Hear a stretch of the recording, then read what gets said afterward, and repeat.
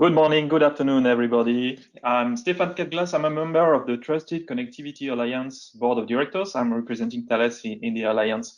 I would like to warmly welcome you to this TCA webinar, which will provide practical guidance and technical insights to help SIM vendors, SoC makers, mobile operators, device manufacturers, service providers, and test tool developers support the increased development of the integrated SIM solutions. So before we get started, there are a few housekeeping points that I would like to quickly walk through. So first of all, this is a recorded webinar, so attendees can pause at any time as needed. Of course, it will run for approximately 40 minutes and include a Q&A session where we will address questions that you've previously submitted. Note that you may also submit questions during the webinar using the webinar dashboard, and if you have not answered your question by the end of the session, we'll aim to reply individually by email following the webinar. Now, let's begin our presentation. So a few words about the Trusted Connectivity Alliance to start with. So Trusted Connectivity Alliance is a global nonprofit industry association working to enable trust in a connected future. It started more than 20 years ago under the name SIM Alliance. Our vision is to drive the sustained growth of the connected society through trusted connectivity that protects assets and user privacy and networks. And our members are the leaders in the ecosystem of tamper-resistant elements. And just to briefly remind you, what is a tamper-resistant element? It is a standalone secure element or a secure enclave that is a combination of hardware and low-level software to provide resistance against logical and physical attacks, basically. So the most known tamper-resistant element probably is the SIM card. In this webinar, we talk about the integrated SIM, which is an evolution of such a SIM card. Our activities encompass marketing, market monitoring, the publication of technical specification, initiatives around interoperability, educational materials, and also industry engagement and strategy. Our members, you can see them on this slide, are in this industry for many years. And without further ado, I would like to start the presentation with a question: what is the drive for the integration in a connected world? So I will try to address this point with you. So market forces driving the integration trend. We see 5 forces today that are driving the integration trend. First one is digitalization, with the increased use of connected objects all around us. Can be in the consumer space, smartphones, wearables, but also in the Internet of Things space, with connected cars and smart meters, healthcare solutions. Consumer behavior is also changing with more digital services being consumed and people going more and more online. And probably the pandemic has accelerated this trend as well. The second one is 5G, with the latest mobile network technology that enables new use cases and services. And that also provides better service performance to end users and enterprises. And 5G truly accompanies the digitalization trend. Then miniaturization. This is a trend that is there for decades, actually. There's a clear demand from consumers who want devices with more features, better battery, sleeker form factors, which is actually requiring to use less components and components that are smaller. On the other side, enterprises also have the same demand because they need to design and operate small IoT devices like sensors, for instance. And the last but not the least is sustainability. This is obviously very important nowadays.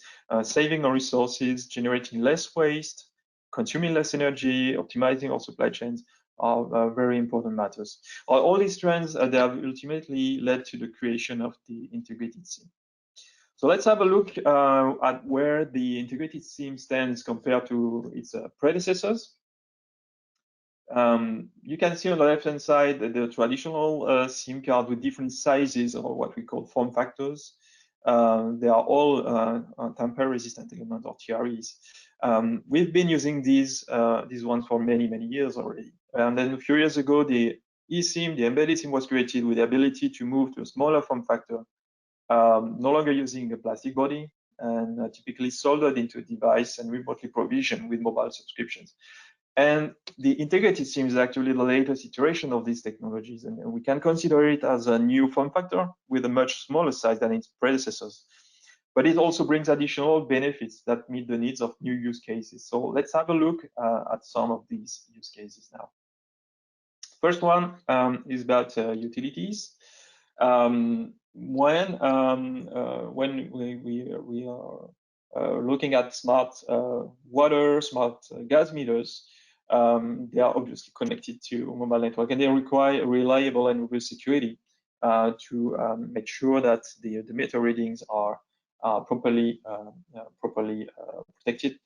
But also these kind of meters operate on battery, so a long battery life is very important to avoid replacing the battery over the lifespan of the device. So an integrated SIM offers significant power savings benefits, and that means it is a very suitable technology for such use case. It also provides further assurances to utility companies, because it cannot be removed to prevent the reporting of the amount of utility consumed, for instance. Next one is logistics. In the global supply chains that we know nowadays, there's an increasing requirement to have real-time monitoring. So the supply chain can be improved at all levels. So an example of a new mean to deliver this real-time information is smart labels. And the smart labels are very small, very thin, and they are actually put on the boxes where the goods are stored. And you can imagine with this very small size, they need very small components as well, and the integrated functionality can be leveraged to deliver this near real-time monitoring, and using typically a low power wide area network connectivity, because it will save on battery. So this will allow suppliers to track a large quantity of goods and take the proper corrective action whenever it is needed. And the last but not the least of these use case categories is about consumer devices. So for instance, fitness and health wearables that have become pretty popular. But one of the pain points that remains today is the limited battery life. So again, with the integrated technology, the integrated SIM technology, you can optimize the power budget of these wearables. You can also make them smaller because of the reduction in size. The other example in the consumer device market is smartphones, because they can directly benefit from other benefits delivered by the integrated SIM technology, like more memory that is accessible, more computing power, higher performance. So to finish here, integrated SIM, what is the TCA doing in this context? So there are important aspects for us for a wide adoption of this technology, and in order to truly fully leverage the advantages of this technology, there are first of all, the global interoperability. It has to be a standardized technology to make the adoption the broadest possible. It's also important for us to avoid market fragmentation and not to create additional alternatives to existing technologies, and namely the remote SIM provisioning infrastructure that has been already deployed for eSIM is being reused here. And the last point is security, and obviously security cannot be compromised and cannot be decreased. So the security assurance levels need to be equivalent to the other SIM form factors that we've seen. And why are we doing all of this? Because we believe that all the cellular devices, from consumer to IoT devices, can really benefit from the technical advantage of this technology. Now we are going to dive into the more technical aspects of it, and I leave the floor to Adam. Thank you, Stefan. My name is Adam Polak, and I am a standardization lead for hardware security platforms at Qualcomm. Now that, thanks to Stefan's presentation, we better understand the market drivers and the benefits of integrated SIM, let's briefly talk about how the wide market adoption of this technology is being enabled. In case of integrated SIM, the underlying hardware platform is integrated within another component. To consider an example, the hosting component can be a system on chip, such as application processor or modem. We further refer to the underlying hardware platform as integrated TRE, which, as we learned today, stands for integrated tamper-resistant element. The integrated TRE, while integrated within a host component, is self-contained from the security perspective.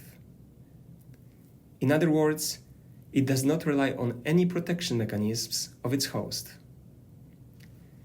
And that self-containment is very important, as it allows to expose the integrated TRE to the levels of scrutiny during the security evaluations that are at least equivalent to the levels applied to the dedicated secure elements. Interoperability is an important aspect that facilitates wide adoption of any technology. It is important to stress, and we'll have more details on this in the next slide, that global standardization efforts, which resulted in definitions and specifications enabling implementation of eSIM functionality on the integrated TRE, are now completed.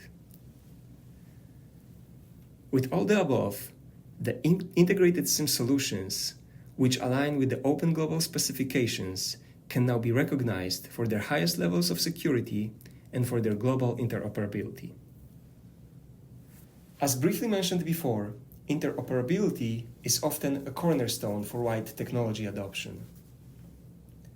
This is why Trusted Connectivity Alliance is a strong advocate for development of open standards and specifications by globally recognized industry organizations. In particular, for the integrated SIM, TCA noted that GSMA's integrated eUICC specifications, which are now published, offer the most potential to meet the increasing market demand for integrated SIM deployments. This is to a large extent thanks to the full compatibility of integrated solutions with the eSIM technology developed by GSMA. We will hear more about the specifics of GSMA's eSIM technology, which accommodates for multi-operator solutions, and more about eSIM functional and security certification processes from my colleagues in just a few minutes, but for now, let's briefly focus on the architectural considerations of the integrated SIM underlying hardware platform, the integrated TRE. So, as we discussed, the integrated TRE is self-contained from the security perspective, and it is integrated within a host component, such as, for example, an SoC. In general, the architectural approaches to the integrated TRE design can vary. However, it is quite common for the iTRE to contain the following elements: dedicated CPU, volatile memory such as random access memory, non-volatile memory in the form of, for example, one-time programmable memory. It is also not uncommon for the integrated TRE to contain dedicated hardware accelerators to accelerate, for example, certain cryptographic operations, its own random number generators, as well as environmental sensors, which are often utilized as defense mechanisms against complex physical attacks. Now, while the integrated TRE demonstrates self-containment from the security perspective, it also utilizes the resources of its often resource-rich environment. This is particularly advantageous when memory is concerned. In particular, As some of us might very well know, it is quite challenging to manufacture certain non-volatile memory types, such as flash, at the lowest technology nodes. This might limit the amount of non-volatile memory that can be easily integrated within the physical boundary of the integrated TRE. Luckily, the utilization of available external memory does not only allow to overcome this limitation, but leads to availability of large amounts of memory. This enables flexibility of the design and leads to performance improvements. It is important to note that the need for increased performance was recognized earlier today as one of the important key market drivers for the integrated SIM technologies. The use of external memory presents new security considerations when compared with memory that is contained within the TRE's physical boundary. However, certain security countermeasures ensure that the content of external memory is fully protected by the integrated TRE. To protect external memory, the integrated TRE embeds a remote memory protection function. The RMPF enforces confidentiality, integrity, and replay protection of the information stored in the external memory. This prevents a wide range of attacks, such as rollback of data stored in remote memory, cloning content from another device, and swapping or corruption of the data. To sum things up, integrated TRE offers performance improvements, increased memory capacity, and design flexibility. At the same time, integrated TRE provides security assurance levels that are at least equivalent to the removable and embedded solutions. Now, as we can all imagine, integration affects the chain of business activities that are needed to create SIM product. At the high level, the SIM value chain can be divided into the following three main subcategories: hardware, software, and data. Let's focus first on the hardware part of the value chain. Hardware part of the value chain consists of all the processes that are related to the production of the physical product, as well as fulfillment services and logistical flows. The figure in the bottom of this slide shows all the elements of the hardware part of the value chain for the removable form factor. These elements include development of hardware IP cores, development of fully functional silicon chip, packaging, embedding the card in a plastic card body, potential logo printing on the card body, graphical personalization, which includes, for example, printing of serial numbers, as well as fulfillment and logistics. The lines below the figure mark which of these steps are needed in the case of embedded and integrated SIM. Changes are already evident when comparing production and hardware handling for removable and embedded SIM form factors. Integration further impacts the hardware value chain.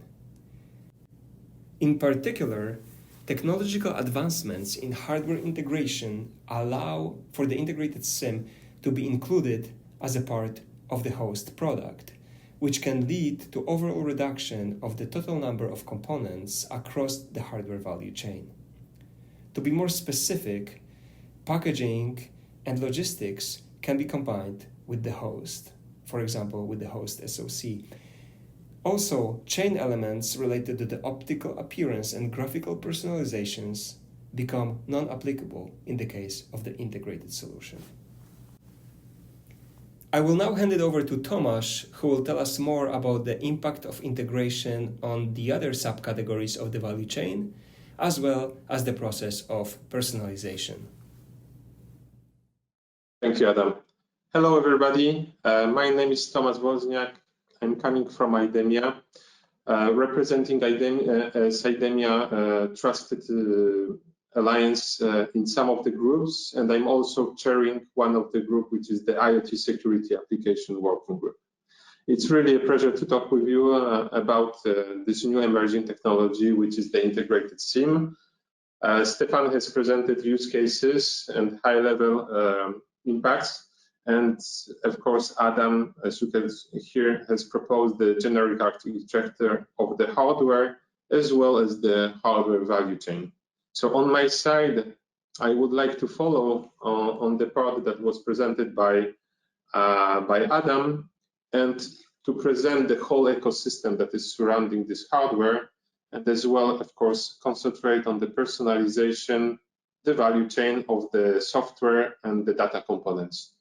So let's take off and start this part.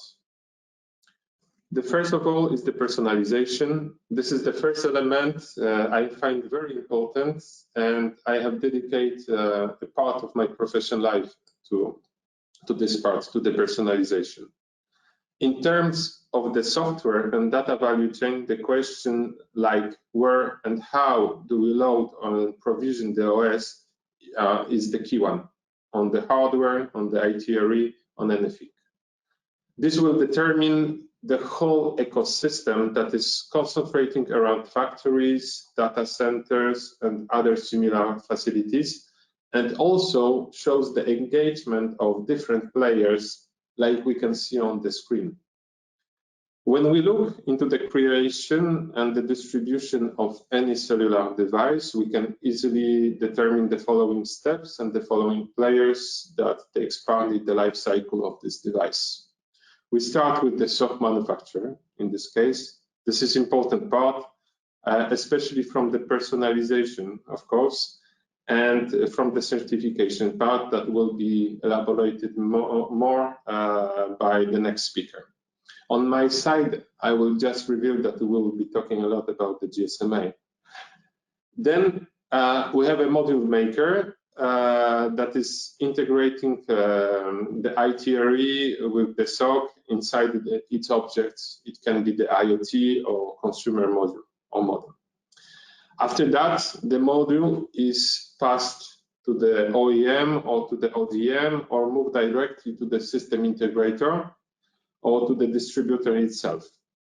Once it is done, the device is activated, and we will move to this deployment phase.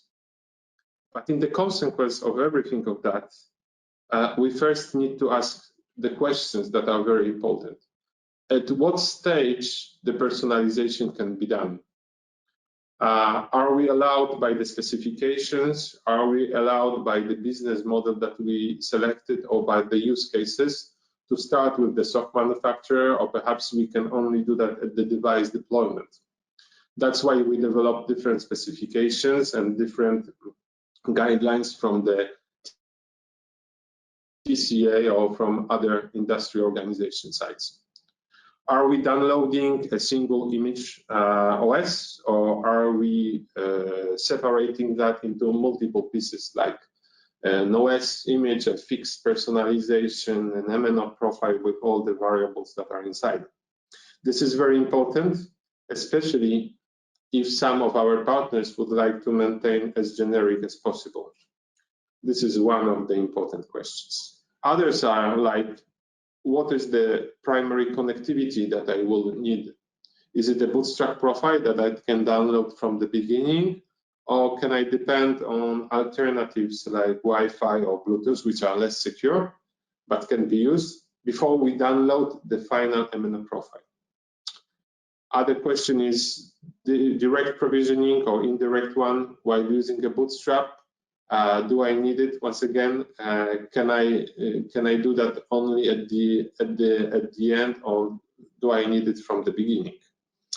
And the last question, but very important as well, is when the device is activated. Of course, we can see from this slide that it is activated at the device deployment, but it does not determine the timing. What is the timeline between the system integration and the device deployment? Are we talking about a month? Are we talking about a few years of awaiting? Is downloading an MNO profile valid for that moment? Do we need to download an OS from the beginning? This is also determined by the time. And all those questions are shaping the full end-to-end architecture and are pushing us to describe more in details of what is the integrated UICC or what is integrated SIM ecosystem. And once again, this is why the TCA or other organizations have provided the guidelines and the specification for the personalization options of such products. So let us go to the next slide and we will discuss more about the ecosystem. In this slide, we can of course see that all the players that we saw before, they exist on the ecosystem. Perhaps there are multiple and they are combined together, but basically they are all in. And in addition, we added the operator, we added the service provider, everything that we need to maintain a cellular connectivity. Perhaps let's start from the right side, which is the easiest one. And it is similar to what we have seen already for the standard M2M or eUICC consumer.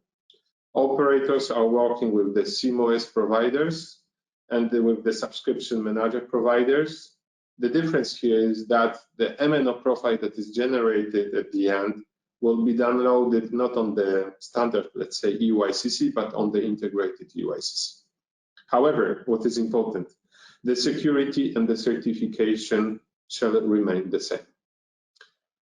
And on the left side, there is a change in comparison with what we had before. As you can see, there is a strong relation between the SoC manufacturer, system on chip manufacturer, and the SIM-OS vendor, which some of us are already calling EUM, if we want to be coherent with the GSMA definition.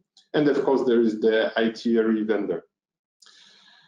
If we look closely, they work hand to hand to provide a suitable hardware and software that would match all the needs that the futures clients, or we can see below, the device manufacturer will need. I would like to point out that when we look on the SIM-OS vendor, they are playing a significant role because they are also playing a trusted partner of the MNO on the left side. Those are the ones that will be generating the OS with the profile inside of the operator that later will be put into the system on chip, into the TRE. At this stage, the message is very clear. Together, we deliver a secure and certified product. We build personalization and communication interfaces, generate credentials to customize its OS, so in order it can be put into the device. We could guess that the most suitable place of downloading the OS is the SoC manufacturer. However, there are pros and cons for that are linked with the cost and with the certification and with the questions that we saw before in the slide. So for different reasons, we could imagine that the next step would be to do the personalization within the device manufacturer, but for the moment there is no specification that can allow that. So now let us go to the next slide, and review the software aspects of the value chain. So hardware, we have seen, Adam has presented very clearly of what are the changes in the value chains of the hardware. So now the next step is the software. The software, as you can see from the below from the screen, the software development is not exactly the same if we are talking about standard SIM with a removable one and going into the integrated one.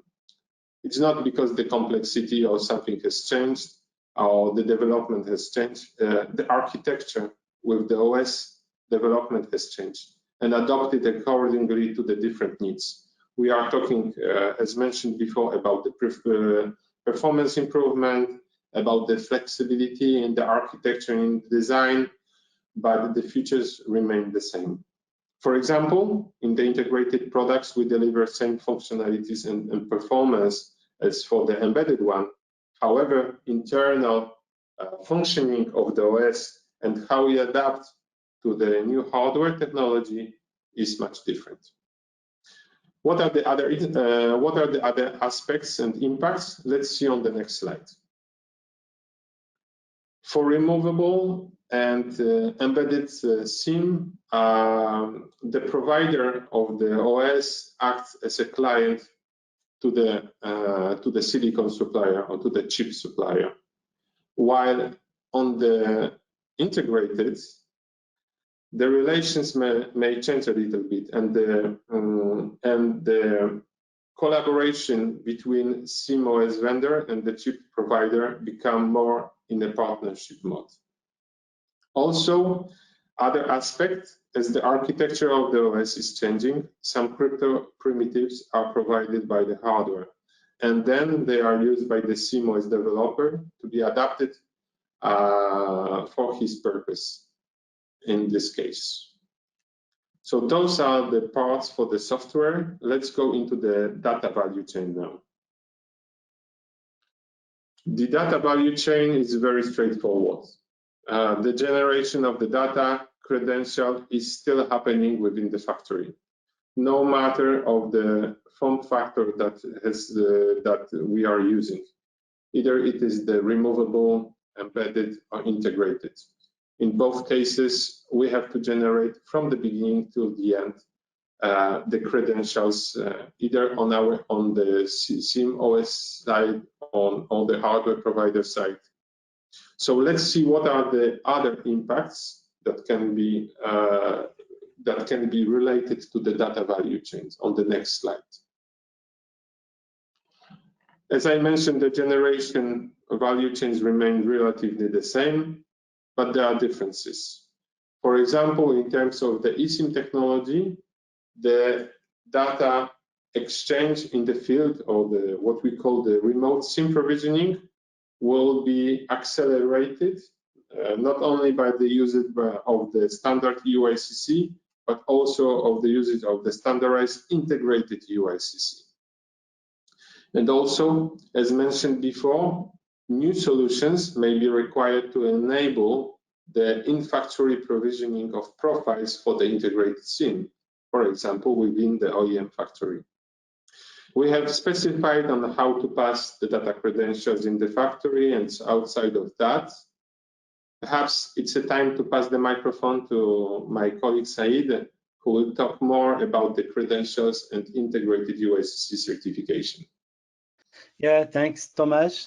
Hello, everybody. My name is Said Garut, and I'm leading the standardization activities at KIGAN. And I'm also chairing working groups, GSMA eSIM IoT working group and TCA RSP working group. And now let's have a look on this compliance program of integrated UICC. Why we need a compliance program? Because we need to convince the industry that the integrated SIM is at least as secure as the existing eSIM or SIM cards technologies. And to do so, GSMA, the GSM Association representing the whole telecom industry, defined a certification program that covers both functional and security of an integrated SIM. Just before to go deeply in this compliance program, let's remind that there are two types of integrated SIM. There is what we call an integrated UICC, which is a UICC or a SIM card implemented on an integrated TRE. And there is what we call an integrated eUICC, which is an eUICC implemented on an integrated TRE. So both of them are implemented on an integrated TRE. It's just the integrated UICC is mono operator. It's like the SIM card today. And the integrated UICC is multi-operator, and it implements the GSMA eSIM specification. Most of the people know what is eSIM, where you have many MNOs. So the iSIM, the integrated UICC, is similar. It's just using another type of hardware, which is here called integrated TRE, as it has been introduced by Adam. So this integrated eUICC must be certified as per this GSMA program, and this will ensure that its security level and its functional validation. Now let's have a look on this GSMA program. So you see here at the top right of this figure, what we call here eligible for PKI digital certificate. This is what we call the GSMA certificate authority, which means once your product is fully certified from functional and security point of view, you will go to GSMA and then they will allow you to have your product signed or chaining to the GSMA certificate authority, which is trusted by most of the MNOs and the OEMs in the world. Then we'll give you then the opportunity to sell your to use your product with all these companies, because they will trust you and they have the guarantee that your product is secure and it's fully compliant with the GSMA specification. So we need to do what we call the product environment certification, where this UICC is manufactured. And this is covered by a scheme defined by GSMA for many years. It's called the GSMA Security Accredited Scheme. And this defines then the site requirements to be satisfied. And we need also to have the product certification. So here in our case, it's the integrated UICC. Then you have to do the functional certification and the security certification of the UICC. And then we see in the next slide what is then the first one, which is the functional certification of integrated UICC, which means you demonstrate that your product is fully compliant, then you implement correctly all the GSMA specification. As I said before, an IC, an integrated SIM, is similar to what we call today an eSIM from a functional point of view, which means what GSMA defined in the technical specs for the discrete UICC or for the eSIM, for M2M today, which is in specification called SGP 11, or for consumer, which is called SGP 23, you need also to implement your product and to test it against this test specification. Today, the organization who is playing the role of certification body on behalf of the GSMA, it's Global Platform. So Global Platform use the GSMA test spec, and then they define their compliance, functional compliance program. Then you go to Global Platform, and then you will get your product certified, and it will be listed at Global Platform as a functionally certified product. And now let's have a look on the security certification of an integrated UICC. As you saw before, Adam explained what is an integrated theory, the hardware part, and Tomasz explained what is the OS part, the UICC, this OS to form the ISIM. So both of them needs to be certified. So before certifying the OS combined with the hardware, with the integrated theory, we need to certify the integrated theory. Then this integrated theory today at GSMA, it shall be certified according to a document called SGP 08, where they define the integrated UICC security evaluation methodology. We reuse what we call in the industry the protection profile 84, which is used today by the hardware we use, for example, for the SIM card. But this PP84 is not enough for the integrated theory, because we introduced this concept of external memory, and then we have this remote memory protection function as explained by Adam, and this has also to be covered by the certification, the security certification. It's why then the vendor, the ITRE maker, shall follow what is defined in this document SGP 08 to ensure that this is resisting to the logical and physical attacks, as said by Stefan, and also it satisfies all the GSMA security requirements. Once the integrated theory is certified from security point of view, then we go to certify the OS on top of this certified ITRE, and then the OS, it depends if it is an M2M OS or if it is a consumer OS. So in the case where it is an M2M OS, then in this case you have to follow what we call at GSMA SGP 05, which is the PP89, or if it is consumer, then you have to follow SGP 25, or what we call the PP100. And once this is fully certified, then you completed your job, and yeah, you completed your job. Just one point here, it's there is one protection profile. It's called PP0117. It's also called 3S for Secure Subsystem Protection Profile.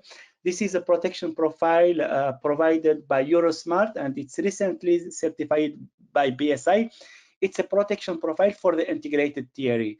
So then there is an ongoing activity at GSMA where we are making the adoption of this PP to be used in the future to certify the integrated theories. So this PP then will offer more flexibility to perform the new certification of integrated UICC. And then once all this certification is done, you can go to GSMA to do the compliance declaration of your product. And then there is a form to follow. According, if it's an MT1 product, then you have a document called SGP16. It's Annex A2 for the integrated UICC, or it's Annex A3 if it is a consumer product in a document called SGP24. You see here, then you have to tick the box that this is an integrated UICC. And then in your declaration, you will inform the SAS certification numbers for you, the global platform functional compliance, and also the security evaluation certification reports of your product. And once you got this, and as I said from the beginning, you will get this GSMA PKI certificate for your eUICC. Maybe it will be for your EUM eUICC maker. This will allow you to sign the different integrated UICC certificates, and your integrated UICC will automatically be accepted by all the MNOs trusting the GSMA ecosystem. And by this, it concludes our presentation, and we will now hand over to Stefan for the Q&A session. Thank you very much, Said. Indeed, this is Q&A time. However, before we start, I would like to remind everyone that a recording of this presentation is going to be available on the TCA website, on our YouTube channel. You can also keep up to date with our latest specifications, educational resources and news by visiting our website and signing up to our monthly newsletter. Yeah, of course, don't forget, you can also follow us on Twitter and LinkedIn. So now let's go to the questions. So thank you to everyone for submitting the questions. I'm going to start with the first one here. What do you think could be the key success factor in order to become the market leader in IC business? Is it supply chain, manufacturing, R&D capability, partnership, customer relationship, anything else? Thomas, would you take this one, please? Yes, thank you, Stefan. Yes, of course. So for me, very interesting question. For me, there are three major factors for that. The first one is partnership. As I mentioned, I think in one of my slides, the partnership between the different players is inevitable. Especially in the IoT, we cannot live without the partnership. So this is one of the important. Factor. The second is the know-how. I'm talking not only on the development and designing of the ITRE, but also on the CMOS or the services that we provide. This is where we can shape our capabilities to align them with the integrated business. And the third one is the personalization. I wouldn't be myself if I didn't talk about this one. Personalization is a factor that will play a major role in the integrated. We'll personalize the integrated SIM in the SOC manufacturer, in the integrator, soon in the OEM facilities, and of course outside. So those are the three things that are very important: partnership, know-how, and personalization. Thank you. Thank you, Thomas. Next question is, what kind of competition and collaboration among ICIM EUMs could you predict to happen? And do you think the IC market will be more exclusive or more fragmented? I think I can take this one. So the major change on the market took place with the eSIM when the personalization of the mobile operator profile and the SIM functionality were split.